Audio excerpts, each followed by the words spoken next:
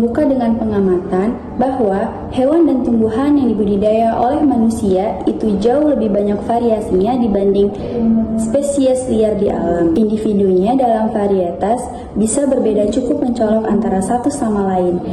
Ia menyimpulkan bahwa variasi ini muncul dikarenakan organisme hidup dalam kondisi yang berbeda dari habitat aslinya, seperti perubahan makanan, iklim, dan cara pemeliharaannya. Contoh lain yaitu jagung. Tahu nggak sih, jagung modern itu dulunya berasal dari tanaman liar kecil yang bernama Teosinte.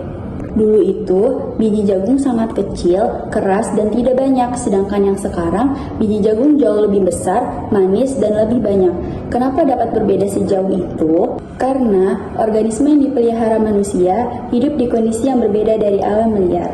Misalnya, seperti makanannya yang lebih terjamin, tidak ada predator, serta dikembangbiakan secara lebih terkontrol.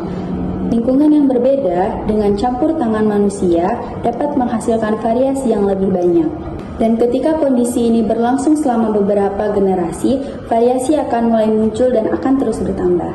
Darwin kemudian menelusuri penyebab variasi tersebut. Ia menduga sistem reproduksi sangat peka terhadap perubahan lingkungan. Banyak hewan sulit berkembang biak akibat dalam kurungan, sementara yang lainnya justru tumbuh sangat subur.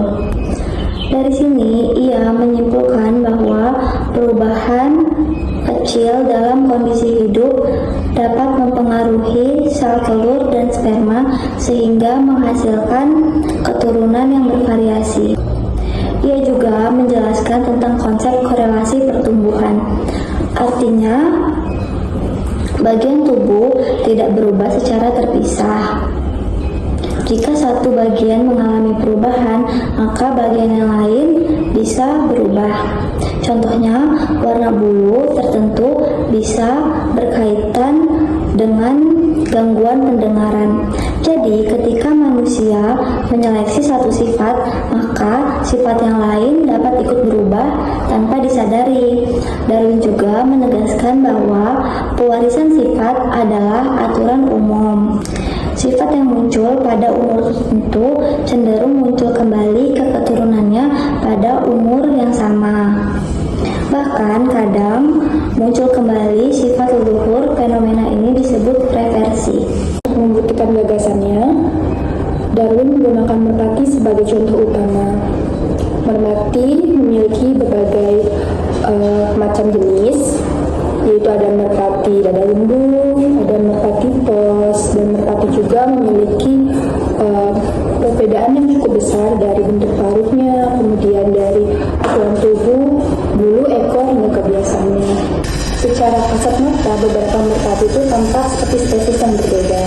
Tetapi setelah Darwin melakukan penelitian yang mendalam, Darwin menyimpulkan bahwa merpati domestik itu berasal dari satu spesies liar yang sama, yaitu merpati karang Columba livia. Buktinya, pola biru dengan garis hitam khas yang muncul kembali pada hasil persilangan yang menunjukkan nenek moyang bersama. Selain itu, semua jenis merpati peliharaan itu tetap subur ketika disilangan, menandakan bahwa mereka dari satu spesies yang sama. Darwin juga menekankan peran seleksi oleh manusia.